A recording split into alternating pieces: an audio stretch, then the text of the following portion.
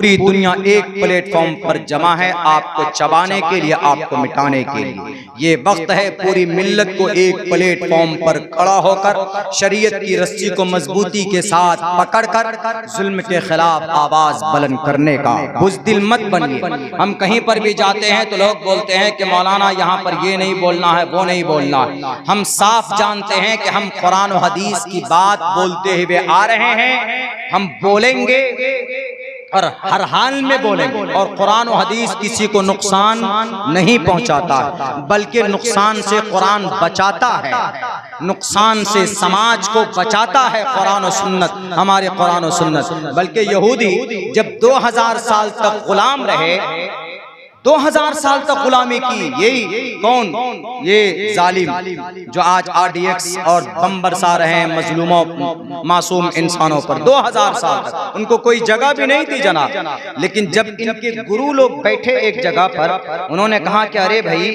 आखिर क्या वजह है कि हम कामयाब नहीं हो रहे हैं, क्या वजह है कि हम रुसवाई की जिंदगी गुजार रहे हैं, हमें गैस के चैम्बर में मार दिया जाता है, आखिर हम कामयाब कैसे होंगे। उनमें से एक बूढ़ा शख्स उठा, उन्होंने कहा कि if you want to be a success in this world you have to follow the last prophet Mohammad सल्लल्लाहु अलैहि वसल्लम।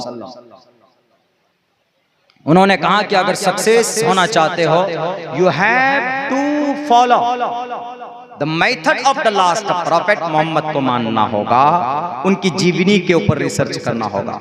उन्होंने कहा अच्छा ठीक है, करते हैं, जरा बताइए कि मोहम्मद के ऊपर सबसे पहला मैसेज कौन सा आया।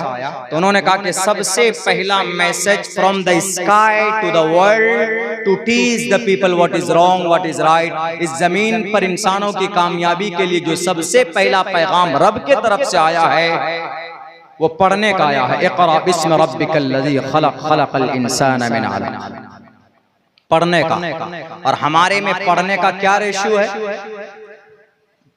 कितने उलमा हैं, कितने मुफक्किरीन हैं, कितने मुहद्दिसीन हैं। अल्हम्दुलिल्लाह फिर भी आपका ये इलाका, आपका ये एरिया आजमगढ़ और मऊ का, फिर भी अल्लाह और दूसरे जगहों के बिलमुकाबिल में आप 100 मरतबा शुक्रिया अदा कीजिए कि बहुत दूर तक यहाँ जो उलमा और जो मुहद्दिसीन और फुक़हा पैदा हो गए, दूसरे लोग फायदा उठाते हैं, लेकिन और ज्यादा होना चाहिए। इसी तरह और दूसरे इलाकों में होना चाहिए,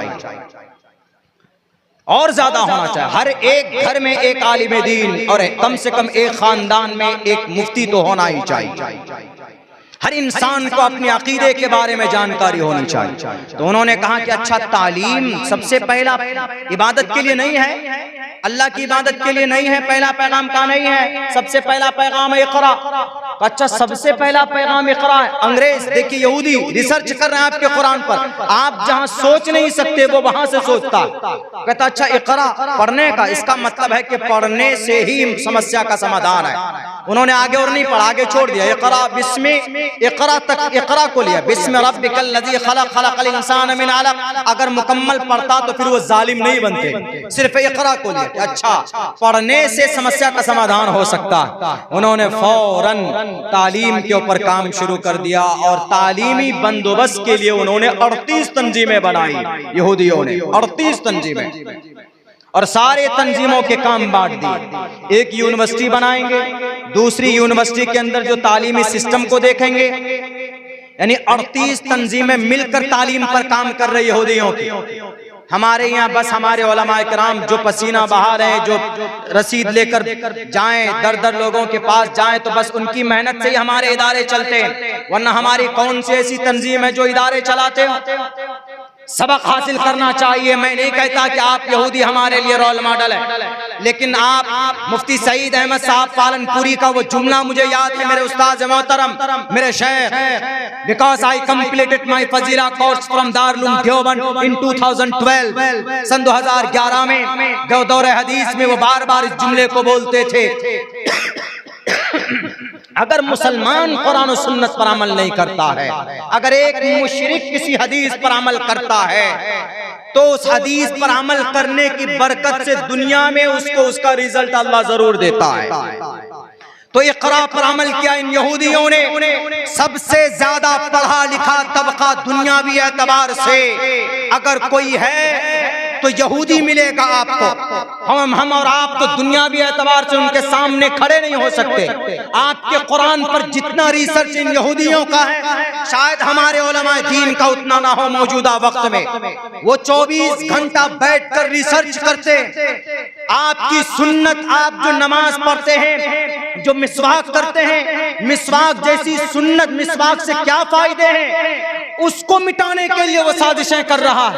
अपने बच्चों को मदरसे में भेजता है और कहता है कि जाओ पढ़ कर के आओ। इन मुसलमानों के बीच में जरा देखो कि भाई इनके हम ईमान को कैसे सल्ब कर सकते हैं। बच्चा मदरसे में भेजता है, वो बच्चा यहाँ से रिपोर्ट पेश करता है, ऐ मेरे गुरुजी, इन मुसलमानों के बीच में आप इनको कुरान और हदीस के पढ़ने वाले फुक़हा कराम का, मुहद्दिसीन का मुकाबला तो नहीं कर सकते। एक अदना सी बात है मिसवाक। मिसवाक का इतना बड़ा फायदा है कि इनकी नबी की सुन्नत बताते हैं ये लोग कि जो आदमी मिसवाक करेगा उसका अदना फायदा यह है कि आदमी की मौत हालत ईमान पर होगी।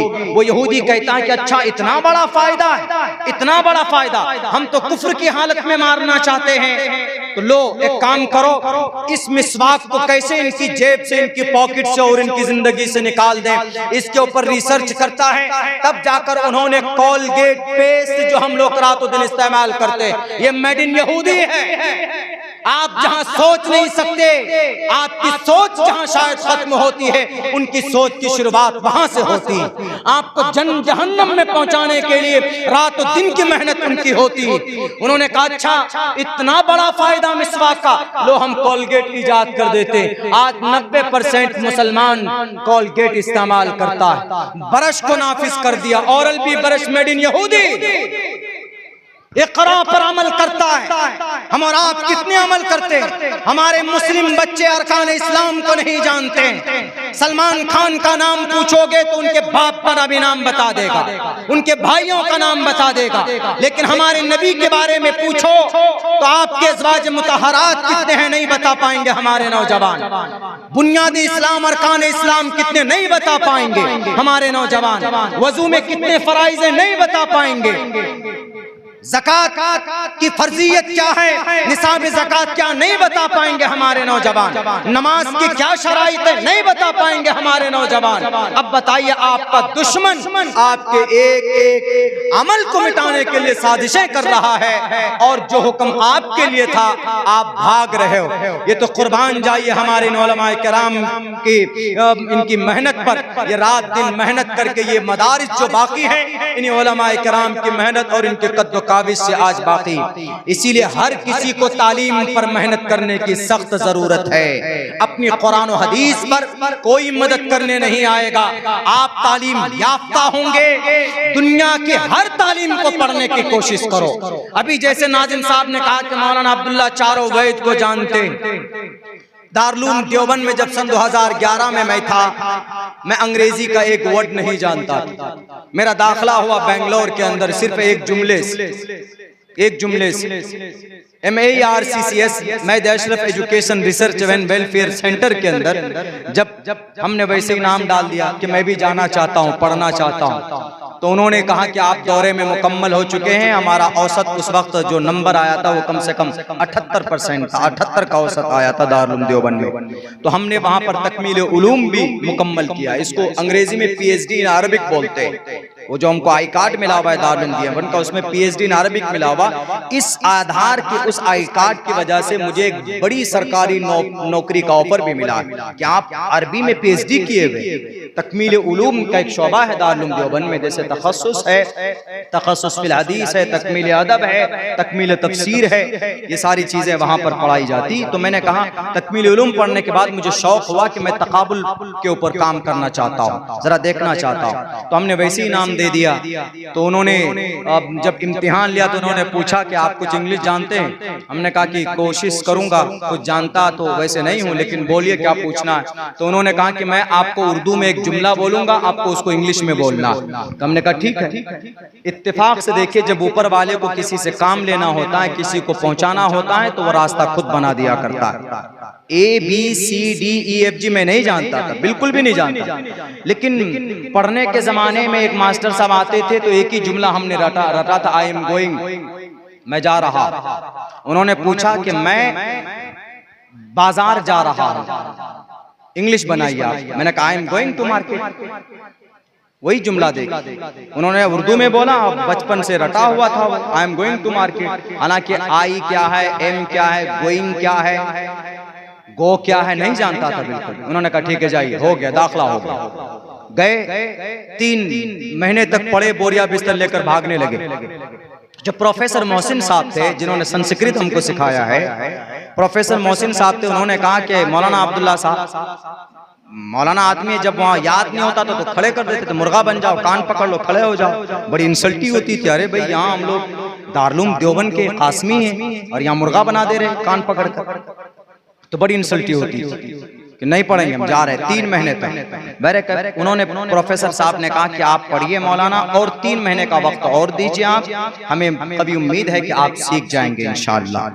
तो 6 महीना पढ़ने के बाद तब वो हमको एक रोज बुला कर कहते हैं मौलाना अब्दुल्ला 6 महीने हो गए, आप जा सकते हैं, आप जाइए जहां जाना। मैंने कहा कि सर और नहीं जाऊंगा, कंप्लीट करके जाऊंगा, क्योंकि 6 महीने के अंदर अंग्रेजी जुबान में we are able to give speech for the long time English language, हम लंबे वक्त तक इंग्लिश में स्पीच दे सकते थे खड़े होकर लोगों के सामने में, इन एनी टॉपिक। पिछले मर्तबा पड़ोसी मुल्क बांग्लादेश जाना हुआ, ढाका में 3 प्रोग्राम था, उनमें से ढाका के अंदर यह कहा गया कि आपको प्रॉफिट की सीरत के ऊपर, and you have to give speech among the people only about the last prophet Mohammad सल्लल्लाहु अलैहि वसल्लम। हमने कहा why not, I am able, I can give speech in front of you in any topic इंशाअल्लाह, बाय वर्च्यू ऑफ अल्लाह's blessing हम दे सकते हैं। तो ये कोई बड़ी बात नहीं है कि कोई अंग्रेजी बोलना है तो तुर्रम खां बन गया, ऐसा नहीं है। तो संस्कृत जुबान हमने वहां सीखी, जब हमने देखा कि भाई इसके अंदर बहुत सारी अच्छी बातें मौजूद है, इसको सीखने की जरूरत है, तो तब हमने बाज़ाब्ता तौर पर उस्मानिया यूनिवर्सिटी में एडमिशन लिया संस्कृत लैंग्वेज को सीखने के लिए। बहुत से लोग परेशान होते हैं कि मौलाना आप चतुर्वेदी साहब बन गए हैं, हम भी चतुर्वेदी बनना चाहते हैं, कहाँ बनता? हमने कहा कि चतुर्वेदी का कोई कोर्स नहीं है, ये जाती मेहनत है, आप मेहनत कीजिए तो आपको बहुत सारे ऐसे वसाइल मिल जाएंगे कि आप दुनिया के हर ग्रंथों को पढ़ सकते हैं।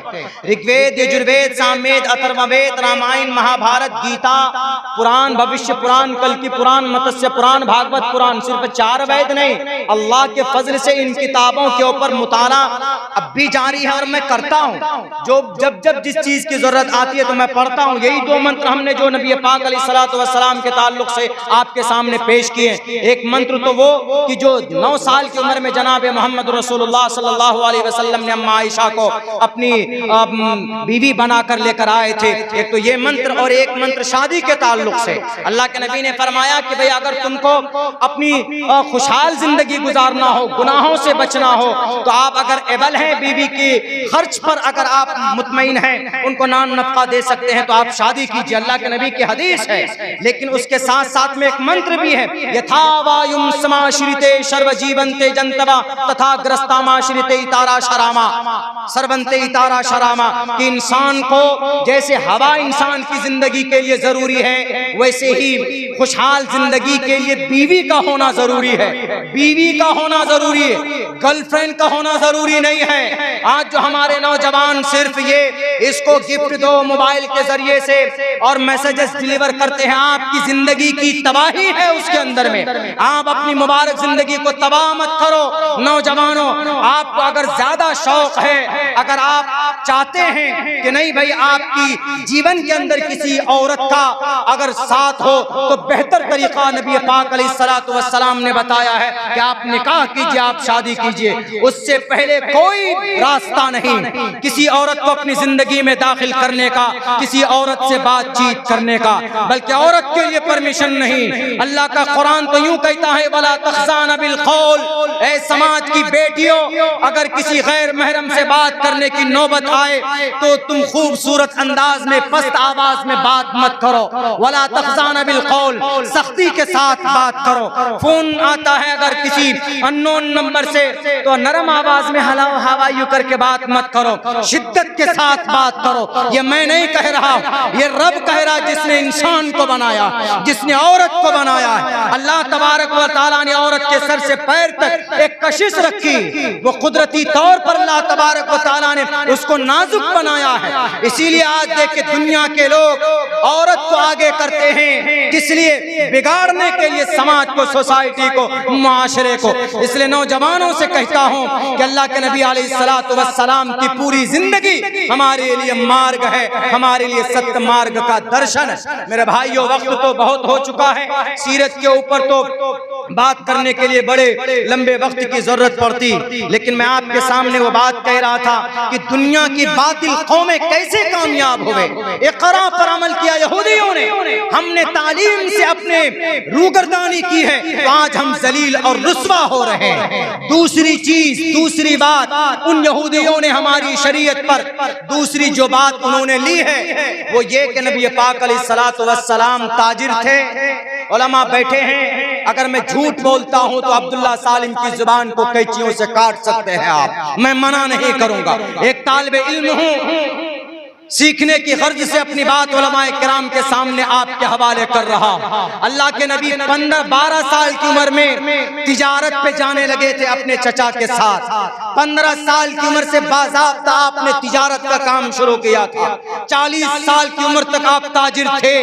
तिजारत की वजह से मोहम्मद का खिताब अस-सादिक अल-अमीन, एक यहूदी ने आपको यह खिताब दिया था तिजारत की वजह से। चूंकि तिजारत में अमानतदारी थी नबी पाक अलैहिस्सलाम, दयानतदारी थी मोहम्मद रसूलुल्लाह की जिंदगी के अंदर, तब उन्होंने साइब बिन कैस अल-मखज़ूमी जो यहूदी था, उन्होंने यह खिताब आपको दिया था।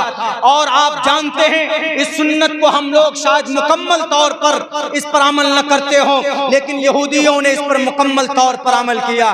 780 प्रोडक्ट यहूदियों के 780 चीजें बनाकर तिजारत की दुनिया का बेताज बादशाह अगर कोई है दुनिया के अंदर ये यहूदी है। आपके बीच में जितने भी प्रोडक्ट आप इस्तेमाल करते, आप मोबाइल यूज करते हैं आईफोन, आप मोबाइल यूज करते हैं सैमसंग, नोकिया, मोटोरोला आप यूज करते, ये सब मेड इन यहूदी। आप लक्स साबुन यूज करते, आप डिटॉल साबुन यूज करते, आप लाइफ बॉय साबुन यूज करते, ये सब मेड इन यहूदी। आप शैम्पू यूज करते, आप डब शैम्पू यूज करते, आप head and shoulder shampoo use करते, ये वो चीजें हैं जो हर घर के अंदर मिलता, ये सब मेड इन यहूदी। हमारी समाज की बेटियां गार्नियर कलर यूज करती, हमारी समाज की बेटियां कीमती कलर लोरेल यूज करती, वो सब मेड इन यहूदी। हमारी समाज की बेटियां ब्यूटी के लिए पाउडर यूज करती, ऑयल यूज करती, क्रीम यूज करती, ये सब के सब पॉन्ड्स, ये क्रीम है, पाउडर है, ये सब मेड इन यहूदी है। यानी तिजारत की सुन्नत पर अगर 100% किसी ने अमल किया है तो यहूदियों ने अमल किया है। शायद यही वजह है कि वो पिछले 75 साल के अंदर इन दोनों बातों पर अमल करने की वजह से आज उनकी हालत इतनी है कि पूरी दुनिया की ताकत इन यहूदियों से आज डर रही है। क्यों? इसलिए कि वो इतने पावरफुल हो गए, जो भी उनके खिलाफ बोलता उसको खरीद लेता। हम और आप कहां गए जनाब? हमारे नौजवान तो मोबाइल में, सोशल मीडिया में, अरे पॉपुलर होने के लिए फेसबुक पे सेल्फी डालकर अपने आप को फेमस करना। आप क्या सोचते हैं कि भाई लोग, ये तो लोगों का तरीका है कि हम सेल्फी डाल देंगे इंस्टाग्राम पे, फेसबुक पे, नीचे चेक करते हैं क्या कमेंट्स आए, कितने लाइक मिले और कितना पैसा आया यूट्यूब के अंदर, वो भी देखते हैं। लेकिन मेरे भाइयों, कुर्बान जाइए उस ज़ात अक़दस पर जिनकी कोई इंस्टाग्राम आईडी नहीं है, फेसबुक आईडी नहीं है, ट्विटर आईडी नहीं है, कुछ भी नहीं है, लेकिन पूरी दुनिया के अंदर सबसे ज्यादा उनके फॉलोवर वो कौन? जनाब मोहम्मद रसूलुल्लाह सल्लल्लाहु अलैहि वसल्लम। उनका गुलाम बनिए तो इंशाअल्लाह खुद ही फेमस हो जाएंगे।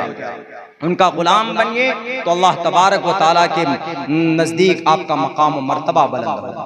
तो ये दो बातें। तीसरी बात क्या थी जो मैं बताना चाहूंगा? तीसरी बात ये है जो इन यहूदियों ने हमारी शरीयत से लिया है। तीसरी बात ये थी कि ये 1.5 करोड़ यहूदी एक प्लेटफॉर्म पर है, यानी इत्तिहाद। इत्तिहाद भी किन का पैगाम है? कुरान का पैगाम है कि नहीं? इत्तिहाद, कुरान का पैगाम, वातसिमू बिहब्लिल्लाहि जमीआ इन्नमल मुमिनून इख्वा। नबी की हदीस अल मुस्लिमु कजसदिन वाहिदिन, अल मुस्लिमु अखुल मुस्लिम, है कि नहीं है बताइए? इत्तिहाद है ना। लेकिन पूरी दुनिया के अंदर मुसलमान बटा हुआ है कि नहीं है? तंजीम वाले दूसरी तंजीम वाले से लड़ते हैं, एक मस्जिद वाला दूसरी मस्जिद वाले से लड़ता है, एक मोहल्ले वाला दूसरे मोहल्ले वाले से लड़ता है। ये वक्त लड़ने का नहीं। दुश्मन की बंदूक से जो गोली निकलती है ना, आपको आपका मसलक पूछ करके आपके सीने को छेद नहीं करे कि तुम कौन से मसलक से हो, अहले हदीस मसलक से हो, चलो वापस हो जाओ। नहीं, बंदूक की गोली आपके सीने को चीर कर निकलेगी। जो RDX यहूदी बरसा रहा है ना, मसलक देख करके वो RDX किसी को नहीं नुकसान पहुंचा रहा है, सिर्फ ये देखकर तुम कलमा पढ़ने वाले हो कि नहीं हो, तुम नबी की उम्मती हो कि नहीं हो। जब वो आपको एक समझते हैं तो हम और आप एक प्लेटफॉर्म पर क्यों नहीं खड़े होते? हमारी नमाज एक, हमारा कुरान एक, नबी पाक अलैहिस्सलातु वस्सलाम की जात अक़दस आखिरी नबी हम सबके लिए बराबर, तो फिर हम लड़ किस लिए रहे हैं? हमारे तंजीमों में ओहदे की भी लड़ाई शुरू है। कोई सदर बनना चाहता है, कोई सेक्रेटरी बनना चाहता है। दुनिया से सबक लीजिए, अगर आपके अंदर इंतिशार है तो अल्लाह की मदद नहीं आ सकती। जंगे उहद और जंगे बद्र दोनों मिसाल हमारे सामने हैं। जंगे बद्र में सहाबा एक थे तो फरिश्ते के जरिए से रब ने मदद की। जंगे उहद में सहाबा दो खेमे में बट गए थे, चूक की वजह से, ना समझी की वजह से, तो अल्लाह तबारक व तआला की आने वाली मदद रोक दी गई थी। हालांकि नबी की जात मौजूद है, अबू बकर सिद्दीक मौजूद है। आज मुसलमानों, मसलक के नाम पर अगर लड़ोगे तो आज तो अबू बकर सिद्दीक भी नहीं है, जनाबे मोहम्मद रसूलुल्लाह भी नहीं है। जब वहां जंगे उहद के मैदान में रब ने मदद रोक दी थी इंतशार की बुनियाद पर, अगर आप आज बटोगे तो आपको कोई बचाने के लिए नहीं आएगा, अल्लाह की मदद नहीं आएगी। इसलिए खुदा के वास्ते एक प्लेटफॉर्म पर कलमे की बुनियाद पर जमा हो जाओ। एक प्लेटफॉर्म पर सारे के सारे कलमे को एक प्लेटफॉर्म पर आना चाहिए। अरे जिनके 30 करोड़ खुदा है, उनकी एक मजबूत तंजीम है, उनकी एक संगठन है, हमारा एक खुदा है, तो हमारे सैकड़ों तंजीमें हैं, हमारे सैकड़ों मसालिक हैं, हमारे सैकड़ों तंजीमें हैं। याद करोगे, याद करो, अगर बटोगे तो खुदा की मदद नहीं आएगी, देश तरक्की नहीं करेगा, देश में आप भी तरक्की नहीं करेंगे। इसीलिए मैं ये दरखास्त करता हूँ कि यहूदी 1.5 करोड़ है, एक प्लेटफॉर्म पर है तो उनकी मदद होती है, उनकी जुबान से एक लफ्ज निकलता है तो सब लोग मिलकर उस पर इत्तिबा करते हैं। यानी सहाबा की इत्तिहाद पर अगर मुकम्मल तौर पर कोई अमल कर रहा है तो यहूदी अमल कर रहा है। शायद इसलिए अल्लाह तबारक व तआला ने दुनिया के अंदर उनको हुक्मरानी दी है, और हम वो हैं कि जिन्होंने रूगर्दानी की है। अल्लाह का वाज़े तौर पर फैसला है कि मैं यर्तद्द मिनकुम अन दीनिही फसौफ यातिल्लाहु बिक़ौम, अगर आप अपनी दीन से रूगर्दानी करोगे तो अल्लाह तबारक व तआला किसी और कौम को पैदा कर देगा, उनसे अपना काम लेगा। इसीलिए उम्मत मुस्लिमा के लोगों, नौजवानों, ईमान वाले भाइयों, ये वक्त इत्तिहाद का है, मिलजुल कर रहने का है। नबी पाक अलैहिस्सलातु वस्सलाम की सुन्नत को अपनी जिंदगी के अंदर अमल के तौर पर दाखिल कीजिए, इंशाअल्लाह तबारक व तआला हम जरूर कामयाब होंगे। वक्ती तौर पर कुछ जालिम लोग आते, वक्ती तौर पर कुछ शर पसंद लोग आते, ऐसा पहले भी आया था। मैंने कल की तकरीर में एक बात कही थी, बल्कि अभी तो कुछ नहीं, अकबर बादशाह के जमाने के अंदर अकबर ने तो पूरे प्रशासन को लगा दिया था कुरान और शरीयत को मिटाने के लिए, पूरे उसको। हम बिस्तरी के बाद गुस्ल करना जरूरी है, लेकिन इसको बदल दिया। क्या कहा अकबर के जमाने में? अकबर ने कहा कि इसको बदलो। अकबर खुद नहीं करता था, वहां के जो कट मुल्ला लोग होते थे, बेईमान, जमीर फरोश उलमा किराम, आलिम नहीं जोड़ सकते उनके साथ, लेकिन बोलना पड़ेगा ना, जो अपने मफाद को देखते हैं, जो कुरान और शरीयत की जो सही नॉलेज है वो लोगों के सामने पेश नहीं करते। तो उन्होंने अकबर से कहा कि बादशाह सलामत, आप इस मसले को बदल दीजिए। कहा क्यों? कहा अरे वो जो स्पम है, मनी जिसको बोलते हैं, उनके इख्तिलात से उनकी वो तो पाक चीज है, उसकी वजह से खूबसूरत इंसान रब बनाता है। तो उसके निकलने के बाद मर्द औरत पर गुस्ल क्यों फर्ज है, बल्कि उसको करने के लिए करने से पहले यानी हमबिस्तरी करने से पहले गुस्ल करना चाहिए। इसलिए कि बहुत मुबारक अमल, यकीनन मुबारक अमल है हस्बैंड वाइफ का मिलना। उससे अल्लाह तबारक व तआला निज़ाम नस्ल को आगे बढ़ाता है। लेकिन यहाँ पर अक्ली दलील, हम मुकल्लफ हैं उन बातों पर अमल करने का जो शरीयत में जो ऑर्डर है उसको फॉलो करने का। वरना कुछ लोग, एक आदमी तो सवाल लेकर आया कि मौलाना जब हम पेशाब करते हैं या बाथरूम जाते हैं तो जब वुजू करते हैं ठंड में, तो जिस जगह नापाकी लगी, जिस जगह पर से हमने इस्तिंजा किया उसको हमने धो दिया तो दैट इज इनफ, काफी है। अब बेचारे मुंह ने क्या गुनाह किया, इसको ठंड में धोते हैं। हाथ ने क्या गुनाह किया, कौनी तक धोते हैं। पैर ने क्या गुनाह किया, ठंड में इन बेचारों को धोना पड़ता है। गुनाह करे कोई और भुगते कोई और। हमने कहा कि भाई हुक्म ऐसा ही है, बंदगी इसी को बोलते हैं, अल्लाह का हुक्म ऐसा ही है तो इस पर अमल करना है, इसमें अपनी अक्ली दलील मत चला।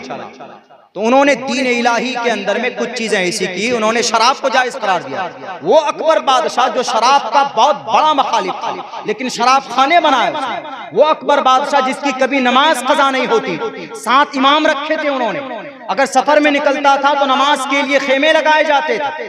जुमे की नमाज के बाद में महफिल बैठती थी और वहां पर इल्म के ताल्लुक से, कुरान और शरीयत के ताल्लुक से बहस व मबासे किए जाते थे। लेकिन एक जमाना ऐसा आया कि भाई कुछ लोग ऐसे लड़ने लगे, हम जैसे हम आजकल लड़ रहे हैं। कोई अध्यक्ष बनेगा, कोई पीएम साहब के करीब होगा, कोई सीएम साहब का प्रिय मित्र बनेगा, कोई कुछ बनेगा, तो इसलिए उनको खुश करने के लिए हम लोग अपने मकाम को भूल जाते हैं, अपने इल्मी मयार को भूल जाते हैं। तो इसको देखकर एक लंबा चौड़ा वाकया है, अगर आपको देखना है तो तज़किरे मुजद्दिद अल-फ़सानी पढ़िए।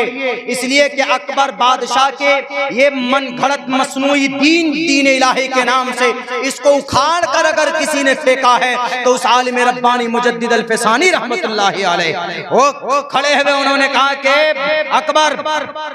अकबर तुम बेदीन हो चुके हो, एतबारे नदारत तुम्हारी कोई हैसियत नहीं है कुरान और हदीस के सामने में। बिलाखिर ऐसा ही हुआ कि जब अकबर का इंतकाल हो जाता है तो मुजद्दिद अल-फ़सानी लगे रहे, लेकिन फिर से वही अहकामात लागू हुए, उन्हीं बातों पर अमल होने लगा जो बातें कुरान और हदीस के अंदर थी। इसलिए कभी भी कुरान और शरीयत मिटती नहीं। लाख सर्वे करा लो, लाख मदरसों पर ताले डलवा लो, लाख कुरान करीम की तालीम को आतंकवाद की तालीम बताकर पाबंदी लगाओ, इसलिए ये कुरान मिट नहीं सकता है, क्योंकि कुरान की हिफाजत अल्लाह खुद करता है।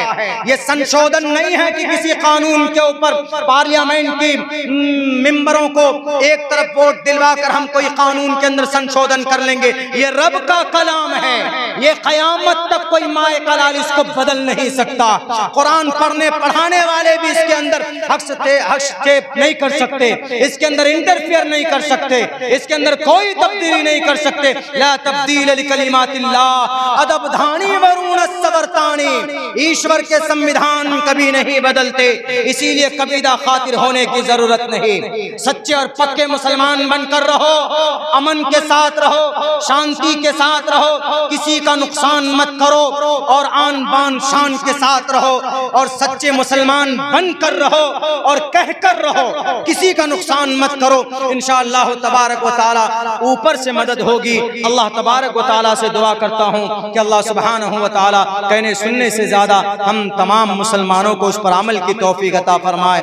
बहुत बहुत शुक्रिया, जज़ाकल्लाह। एक बड़े हादसे के बाद आपके बीच पहुंचना हुआ। अभी 2 रोज पहले हमारा एक्सीडेंट हुआ, अल्लाह ने बहुत महफूज रखा, उसमें अल्लाह का लाख लाख शुक्र है। शायद आप लोगों की दुआ और आप लोगों की तलब होगी कि भाई मौलाना आएंगे, मौलाना की बात सुनेंगे, तो आपकी इस उम्मीद की वजह से भी शायद अल्लाह तबारक व तआला ने एक बड़े हादसे को छोटे हादसे में बदल दिया। हाईवे पर गाड़ी बहुत स्पीड से चलती, हम गाड़ी चला रहे थे, सिर्फ 15 मिनट पहले हमने ड्राइवर को गाड़ी दी कि लीजिए अब आप गाड़ी चलाइए, मैं थक चुका हूँ, 3 रात का जगह हुआ था मैं। तो वो ड्राइवर भी अच्छा है, एक्सपीरियंस्ड है, काफी दिनों से गाड़ी चलाता है, लेकिन पता नहीं 15-20 मैं पीछे जाकर सो गया। अगर आगे सीट पर मैं बैठता तो शायद कुछ ज्यादा बड़ा वो हो सकता था, हम कोई सीरियस जख्म हमें लग सकता था, लेकिन उस ड्राइवर की आंख लग गई और वो गाड़ी खाई में जा जाकर गिरी है, बहुत जोर से, गर्दन में भी चोट आई है। अभी तो किसी कदर अल्हम्दुलिल्लाह आफियत है और सुकून है। तो आपकी मोहब्बत से एक बड़े हादसे से अल्लाह तबारक व तआला ने बचाकर आपके बीच में भेजा है।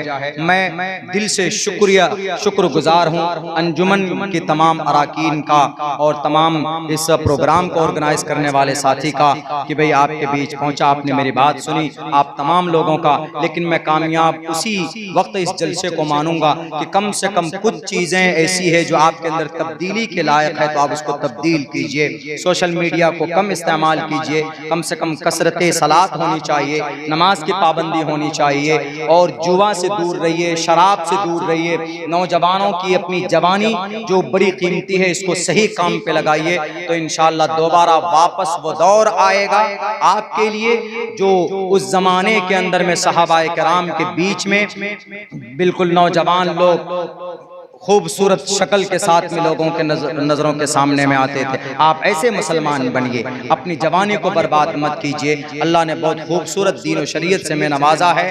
हम दुआ करते हैं कि अल्लाह तबारक व तआला इस कुरान और सुन्नत के मुताबिक हमें मरते दम तक उस पर अमल की तौफीक अता फरमाए। बहुत बहुत शुक्रिया, जज़ाकल्लाह। अस्सलामु अलैकुम व रहमतुल्लाहि व बरकातहू।